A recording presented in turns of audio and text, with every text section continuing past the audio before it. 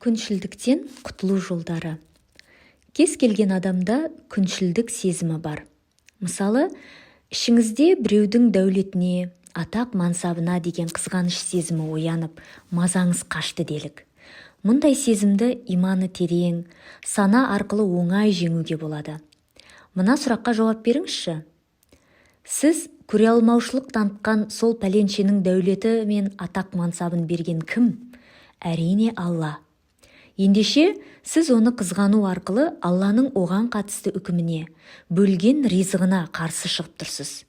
Бірде пайғамбарымыз саллаллаху алейхи уассалам Алланың нығметінің де дұшпандары болады, деп еді. Сахабалары, олар кімдер, деп сұрайды. Алла елшісі, Алланың құлдарына берген нығметтерін қызғанатын пенделер, деп жауап берді. Байқадыңыз ба? Күншілдіктің иманыңызға қалай көлеңке түсіргенін. Осыны терең түсінсеңіз, қызғаныш жүрегіңізде қонақтамайтын болады.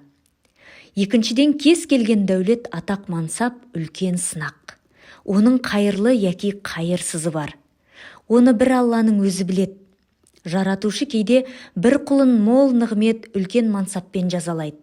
Сондықтан қайырлы яки қайырсыз екені беймәлім дүниені қызғанудың түкке де қажеті жоқ.